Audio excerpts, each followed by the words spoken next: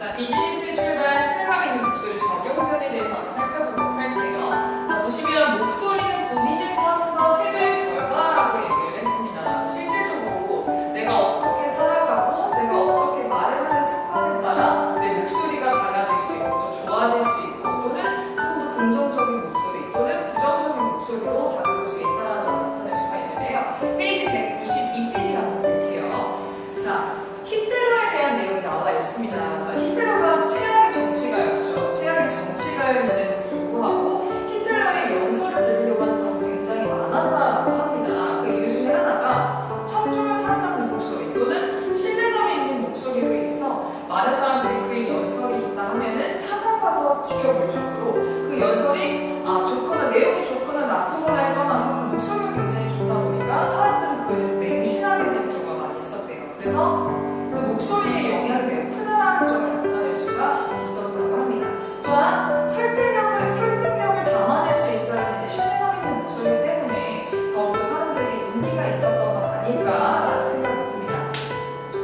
자, 여기 193페이지 한번 보시게 되면요. 자, 이렇게 신뢰감 있는 목소리를 어떻게 만들면 좋을까 했더니 성대를 충분히 진동시켜야 된다라고 얘기를 했어요. 특히 목명을 우리가 배웠었죠. 목명을 통해서 안정감 있고 깊이 있는 목소리를 하는 게 가장 중요하다고 책에 나와 있습니다. 그래야만 조금 더 설득력을 나타낼 수 있다. 또한 이런 사람들에게는 목소리 자체가 목마름이 있다는 점을 나타낼 수가 있어요. 자, 어릴 적에 우리 동네에 깊은 우물이 있는 곳이 이집저집 자주 종종 볼 수 있었다라고 했습니다. 도심지에서 생활하는 사람이라면 우물이 있는 걸 잘 못 느끼잖아요. 사실 우리 주변에 우물이 있지가 않고요. 근데 우물 소리를 딱 들어가 보면 우리가 우물 안에 딱 들어서 소리를 지르면 울리죠. 와와와 동굴처럼 똑같아요. 그게 말 그대로 공명을 만들어내는데 또는 자신의 목소리가 정말 객관적으로 들릴 수 있는 부분에서 활용되는 부분도 없지 않아 있습니다.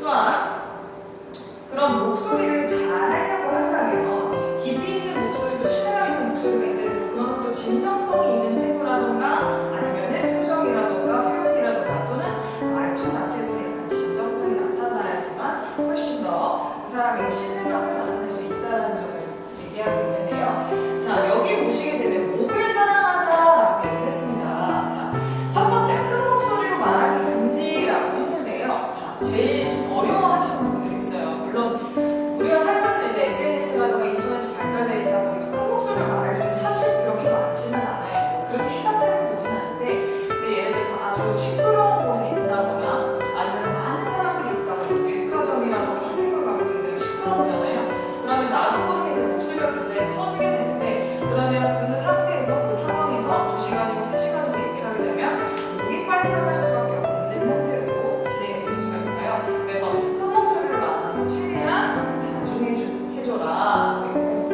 자, 두 번째 같은 경우는 어깨와 목에 힘을 쭉 빼고 자연스럽게 말하라라고 했어요. 자, 가장 중요한 부분이겠죠. 우리가 발성이라든가 호흡을 복식호흡을 너무 일상화시키다 보면 나도 모르게 어깨랑 목에 힘을 주면서 발성하시는 분들이 간혹 있으시는데 그것보다는 조금 편안하게 발성, 편안하게 호흡하는 게 가장 중요하다고 했어요. 그래서 어깨와 목에 힘을 쭉 빼고 자연스럽게 말을 하자. 그래야지만 내 목소리에 무리가 가지 않을까라는 점을 나타내고 있습니다. 자, 세 번째는 목을 촉촉하게 라고 했습니다. 물이나 마스크, 목소리는 목숨처럼 하자라고 했는데 물 같은 경우는 우리 목에서 윤활유 역할을 해요. 그래서 우리 목이 좀 갈라지거나 목이 조금 아프다 싶으면 계속해서 물을 많이 마셔줘서 건조했던 부분을 촉촉하게 만들면 확실히 목 자체도 많이 부드러워질 수 있고 또 목감기 같은 것도 많이 예방할 수가 있습니다. 그래서 목을 촉촉하게 해주자라고 했어요.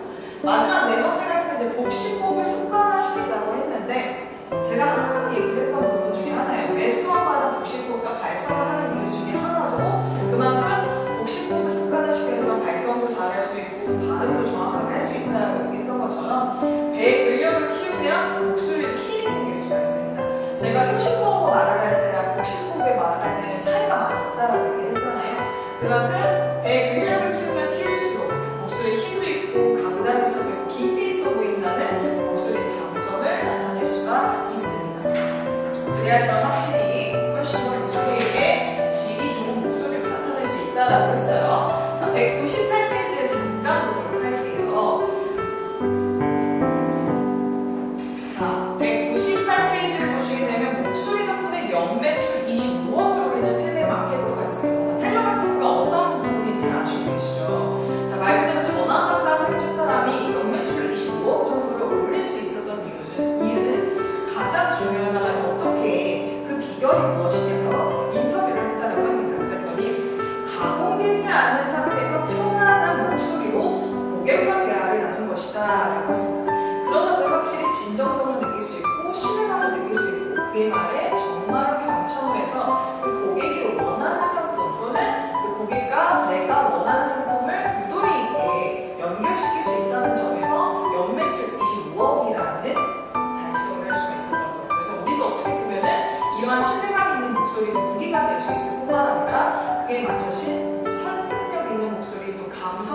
목소리, 친근감 있는 목소리를 만들어야